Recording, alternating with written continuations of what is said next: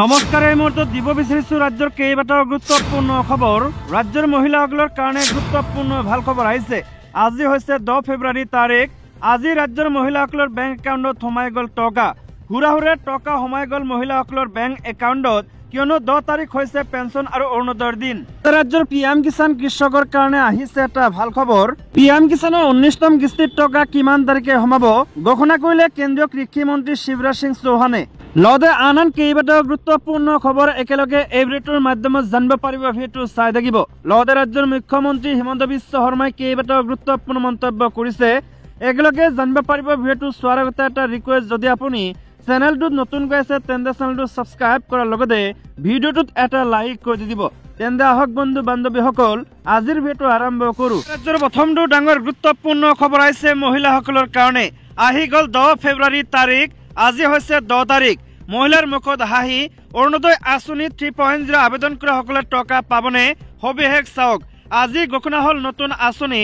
10 ফেব্ৰুৱাৰীত লাখ লাখ মানুহৰ একাউণ্টত হুৰহুৰে টকা সোমাই গ'ল। গোটৰ 10,000 টকাকে ধৰি 9টা আঁচনিৰ টকা সোমাব 10 ফেব্ৰুৱাৰী তাৰিখে। 10 তাৰিখ হৈছে পেঞ্চন আৰু অৰুণোদয়ৰ দিন। প্ৰতি মাহৰ 10 তাৰিখে লাখ লাখ মানুহৰ একাউণ্টত টকা সোমাব। লগতে 11 তাৰিখে নিযুত মইনা আঁচনিৰ টকা আপোনালোকৰ বেংক একাউণ্টত সোমাব।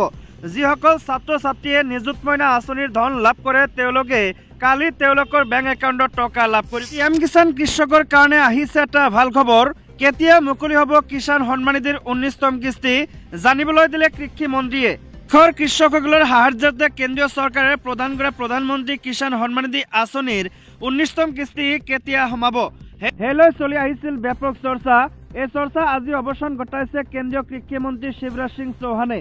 কেন্দ্ৰীয় কৃষি মন্ত্ৰীগৰাকীয়ে উল্লেখ কৰা মতে 2025 চনৰ ফেব্ৰুৱাৰী মাহৰ শেষৰ বোলে কেন্দ্ৰীয় চৰকাৰে যোগ্য হিতাধিকাৰীসকলক প্ৰধানমন্ত্ৰী কিষাণ সন্মান নিধি আঁচনিৰ 19তম কিস্তি বিতৰণ কৰিব।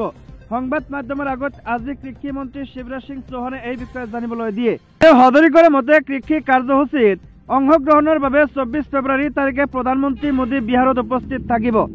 দিনাই প্ৰধানমন্ত্ৰী মোদীয়ে এই ধনৰাশি কৃষকৰ একাউণ্টত জমা কৰিব। উল্লেখযোগ্য যে প্ৰধানমন্ত্ৰী নৰেন্দ্ৰ মোদীয়ে বিগত বৰ্ষৰ 15 অক্টোবৰ তাৰিখে প্ৰধানমন্ত্ৰী কিষাণ সন্মান নিধি আঁচনিৰ 18 সংখ্যক কিস্তি বিতৰণ কৰিছিল। এই আঁচনিৰ অধীনত প্ৰদান কৰা ধন পোনপটীয়াকৈ হিতাধিকাৰীৰ বেংক একাউণ্টলৈ হস্তান্তৰ কৰা হৈছে। আন এটা ডাঙৰ গুৰুত্বপূৰ্ণ খবৰ হৈছে সৎগুৰু সৎসংগ আৰু কৃষ্ণগুৰু এক নাম অখণ্ড কীৰ্তনত অংশগ্ৰহণ মুখ্যমন্ত্ৰী ডক্টৰ হিমন্ত বিশ্ব শৰ্মাৰ। 10 ফেব্ৰুৱাৰীৰ পৰা দুদিনীয়া ভ্ৰমণসূচীৰে ছিংগাপুৰলৈ মুখ্যমন্ত্ৰী ডক্টৰ হিমন্ত বিশ্ব শৰ্মাই 10 ফেব্ৰুৱাৰীৰ পৰা ছিংগাপুৰলৈ তেওঁৰ দুদিনীয়া ভ্ৰমণৰ কথা আজি সামাজিক মাধ্যম যোগে ঘোষণা কৰে। 25-26 ফেব্ৰুৱাৰী তাৰিখে এডভান্টেজ অসম 2.0 সন্মিলনৰ পূৰ্বে উদ্যোগপতি আৰু চৰকাৰী বিষয়াসকলৰ সৈতে আলোচনা কৰিবলৈ মুখ্যমন্ত্ৰী ছিংগাপুৰত উপস্থিত হ'ব। ছিংগাপুৰৰ এই ভ্ৰমণ আগন্তুক সন্মিলনৰ অংশীদাৰ দেশখনৰ সৈতে দীৰ্ঘদিন ধৰি অসমৰ উন্নয়নমূলক পদক্ষেপৰ সৈতে জড়িত। ডক্টৰ শৰ্মাই এখন ৰোড শ্ব'ত অংশগ্ৰহণ কৰিব আৰু ছেমি কণ্ডাক্টৰ আন্তঃগাঁথনি নিৰ্মাণ আদি উদ্যোগৰ মুখ্য ব্যৱসায়িক নেতৃত্বৰ সৈতে পৃথক বৈঠকত অংশগ্ৰহণ কৰিব। অসমক উদীয়মান উদ্যোগসমূহৰ কেন্দ্ৰ হিচাপে গঢ়ি তোলাৰ লগতে বিশ্বৰ সমস্যাসমূহৰ উদ্ভাৱনীমূলক সমাধানৰ দিশত কাম কৰি থকা উন্নত উদ্যোগসমূহৰ জৰিয়তে অসমৰ সম্ভাৱনাৰ দিশক প্ৰদৰ্শন কৰিব।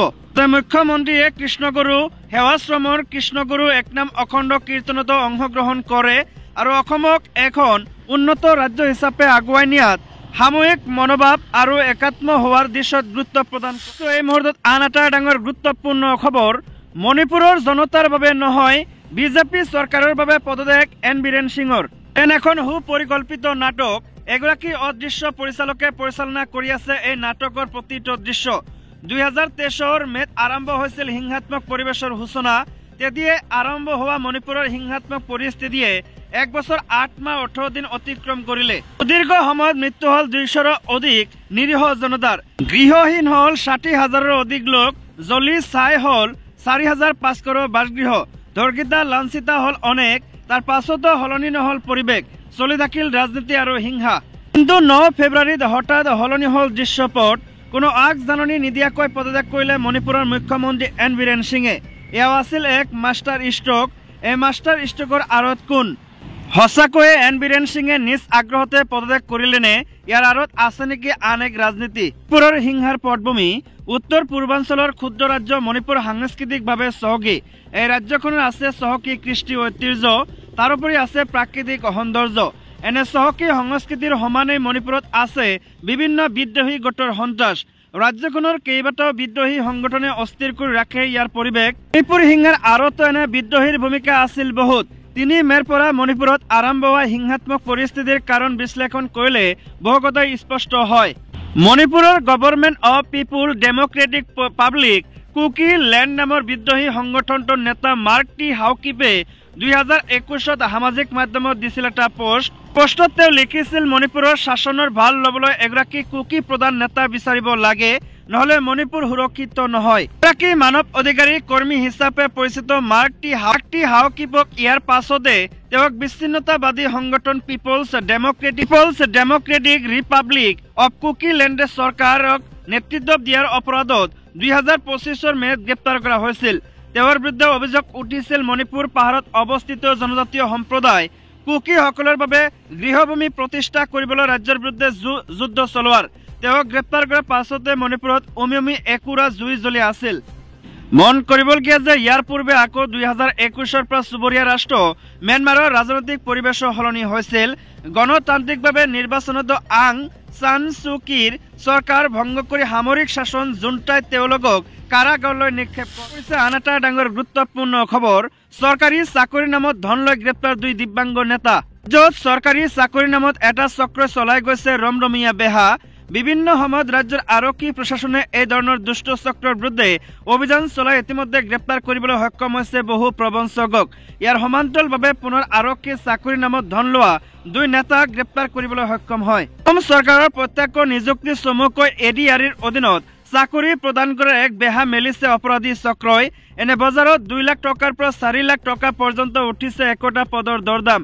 উল্লেখযোগ্য যে দিব্যাংগ প্ৰাৰ্থীৰ বাবে সংৰক্ষিত পদত নিযুক্তি দিয়াৰ নামত দিব্যাংগ মঞ্চ অসমৰ নেতা চেমিম আহমেদ আৰু নৱজিৎ বৰ্মনে চাকৰি প্ৰাৰ্থীৰ পৰা লাখ লাখ টকা সংগ্ৰহ কৰা বুলি উঠিছে ভয়ংকৰ অভিযোগ।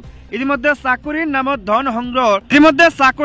ধন সংগ্ৰহ দৰদামৰ কেইবাটাও ফোন কল ভাইৰেল হোৱাৰ পিছতে সংবাদ মাধ্যমৰ আগত এনে ভয়ংকৰ অভিযোগ উত্থাপন কৰে দিব্যাংগ সমাজৰ হৈ কেইবাগৰাকীও দিব্যাংগ প্ৰাৰ্থীয়ে।